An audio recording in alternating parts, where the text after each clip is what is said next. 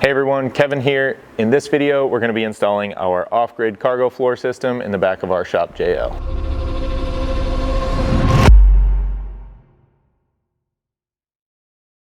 Now to start things off, we do have to do some disassembly here in the back of the vehicle, with the first thing being this center floor panel. This, you can just grab the handle here, kind of lift up, and you should be able to slide straight back and lift this out and set it off to the side. With that out of the way, we're going to be removing the cargo tie-down hooks in here along with their trim panels. So there's going to be 3 per side. So you can go ahead and start by grabbing a T40 Torx. To get these removed, you'll need to fold the hook back out of the way and then pinch in on the sides of this plastic cover to pop it free and fold it back. If you're having any trouble with that at all, just get a small flat screwdriver under there and that should pop free pretty easily. Then take your T40 Torx to remove the bolt and the hook.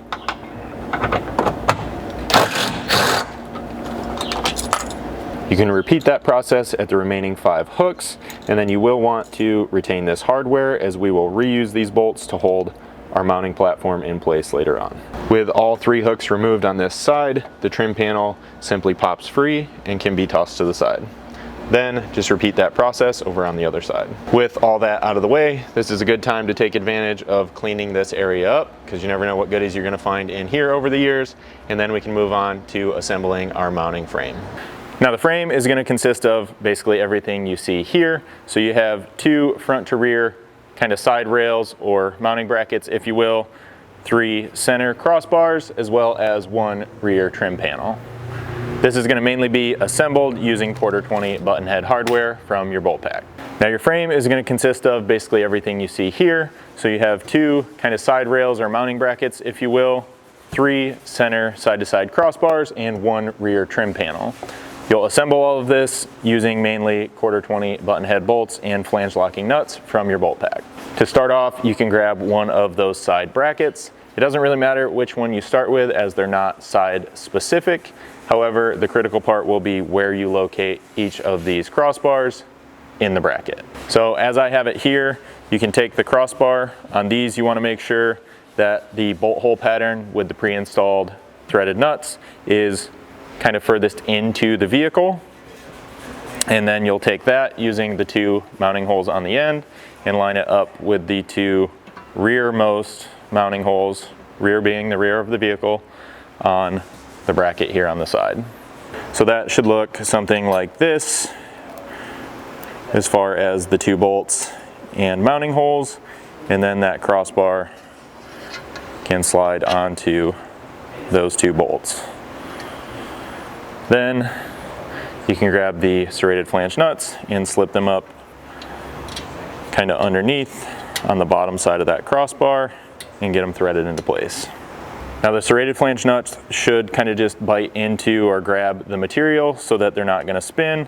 Worst case, you'll need a 7/16 socket or wrench for those, and then a 5/32 hex to tighten up the bolts. In the center, this will be just a little bit different because you'll be counting these sort of U-shaped cutouts here as holes. So you'll use this one as well as this round mounting hole here. And then again, same hardware.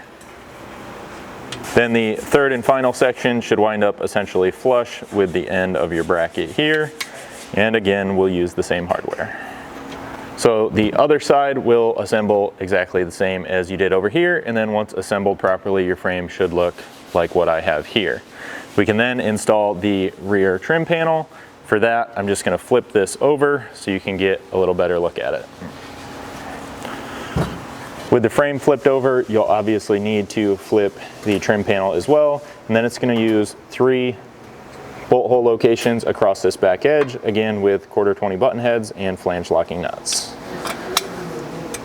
You can pass the bolt through both pieces of material and install the nut here on the inside. Now here on the center bolt, just due to clearance between the bracket and the bolt head, you'll likely need a conventional style Allen wrench, and out on the ends you can still use your T-handle.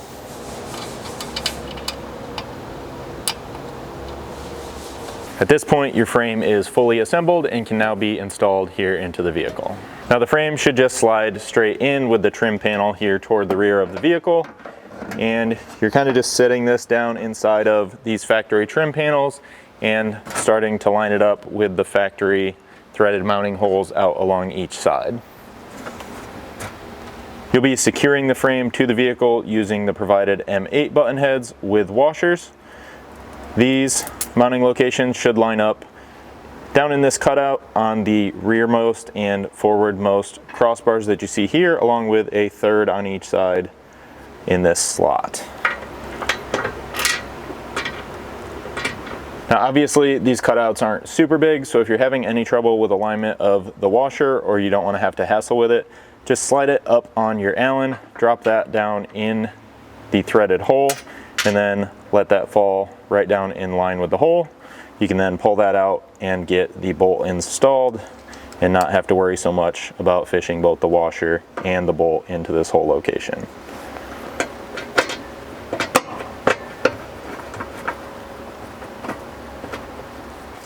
Now you want to make sure that you're leaving that hardware loose until all 6 main mounting fasteners are in place, and then from here you do have just a little bit of side-to-side adjustment, so you want to make sure to kind of look in here to make sure that everything's centered, as well as you can kind of look at the sides of these to the main factory storage compartment underneath and make sure the gaps are pretty even from side to side there.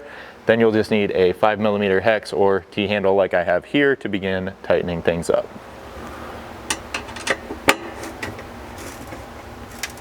With the floor frame now tight in the vehicle, you can move on to kind of assembling and getting the floor panels installed.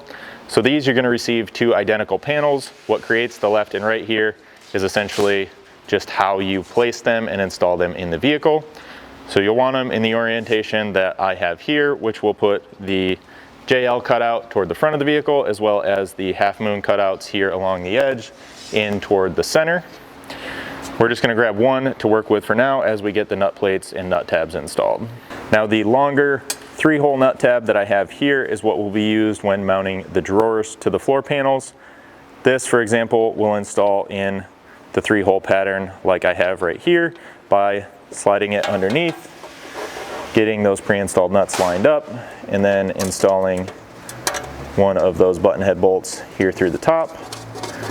You can temporarily line up and loosely install one bolt out here on the side just to keep that from rotating while you tighten the center, and then come back and remove this outside bolt, leaving these 2 outside holes for mounting the drawer frames. You can temporarily install a bolt into one of these outside holes just to prevent this from rotating, and then come in here and tighten the center bolt, securing this in place. Then come back and just get this out of the way, leaving these 2 pre-installed nuts for the drawer to mount to this floor platform. Now these 3-hole mounting tabs are going to come with your floor frame when you purchase it, and then the smaller tab that you see here will come only when you purchase our fridge slide assembly. These, we will give you a quick overview on how they install, are just going to go into the smaller outside slots like I have here. Same thing, using the pre-installed nut, you can temporarily install a bolt to help keep that from rotating, and then install a bolt and a nut on the other end of that tab to secure it in place. And then just like before, you can come back and remove that outside bolt, leaving a pre-installed nut for the fridge slide assembly to fasten to. So that gives you an overview of how to get the nut tabs themselves installed to the floor panels. Now for a more in-depth look at where specifically you're going to be installing those for the given accessories that you're going to run, for example, a fridge slide on one side, drawers on the other, side-by-side drawers, and so on, you'll want to check out the PDF installation document on the product page where you will purchase this floor, or would have purchased the floor have you already ordered. That's going to give you a more in-depth look. It's going to lay out the specific hole locations and specific nut tabs that you need to use. So that installation document will be your best resource for figuring out that hole location. From there, once you know which accessories you're going to be running, you have your nut tabs in the correct orientation, it's just a matter of bolting these down to your floor frame. Again, for this step, make sure those half moon cutouts are in toward the center of the frame. Make sure the JL cutout is toward the front of the vehicle. And then it's just a matter of getting these in here side by side and starting to install your mounting hardware. So again, As we keep kind of mentioning, there will be bolt holes here along the center in those 3 half moon cutout locations. These will all receive a 1/4 button head with a washer. This is a pretty easy place to start, as it kind of helps you start to align the panels front to rear, as well as push them in tight toward the center. Now at this point, you're probably going to notice that you have several threaded hole locations lining up with slotted hole cutouts on your floor panels. Again, if you're installing accessories at this time specifically, you're going to see some of those start to line up with your accessory mounting holes.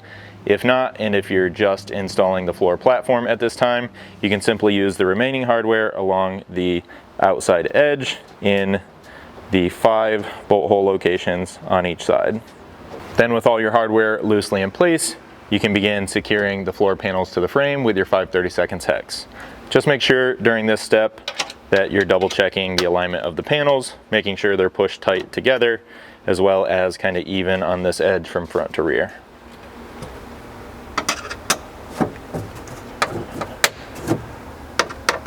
At this point, your floor frame itself is fully installed, and it's just up to you to get your accessories assembled and installed here in the vehicle.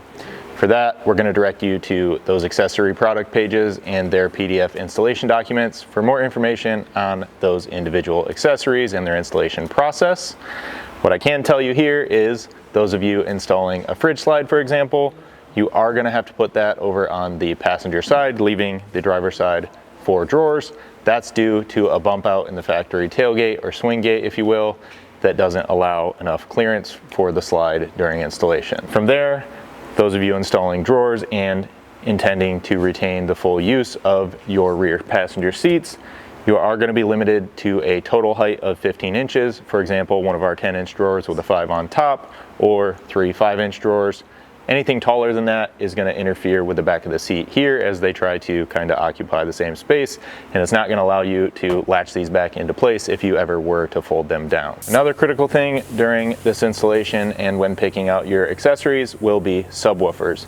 Now ours has an aftermarket subwoofer over here that is somewhat flush vertically over in this side space.